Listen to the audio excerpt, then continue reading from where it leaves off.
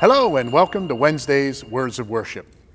There's an old movie that I remember called Remo Williams. And in the movie, Remo Williams is being trained by a martial arts master.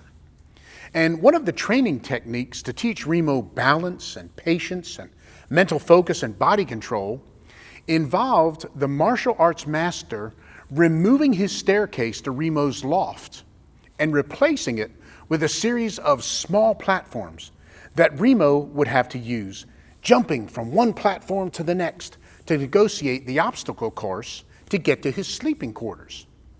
Now, the platforms were only large enough for one of his feet and are elevated on poles so that they sway under his weight. There's a scene where Remo successfully jumps from one platform to the next, up and up, until he lands safely in his loft. And of course, he's naturally proud of his accomplishment. But then his instructor tells him to come back down through the same obstacle course. And as Remo makes his first jump towards the first small platform, the instructor turns off the lights, and Remo is left in the dark to try to negotiate the obstacles.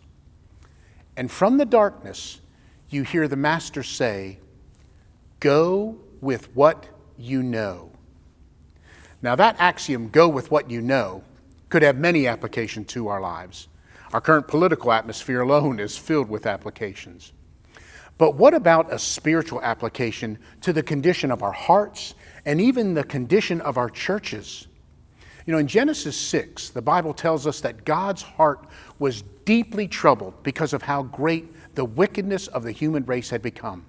It says that every inclination of the thoughts of the human heart was only evil all of the time. So we know that our sin grieves the heart of God. We know that. But do we go with what we know? In other words, does our knowledge of our sin grieving God's heart make us want to change our behavior? Do we embrace the principles and the knowledge we find in God's Word? And then, do we go with what we know? Do we allow it to change us, change our hearts, our behaviors, our thoughts? Now, if you're like me, there are many things that I know I should do, but I don't always get them right.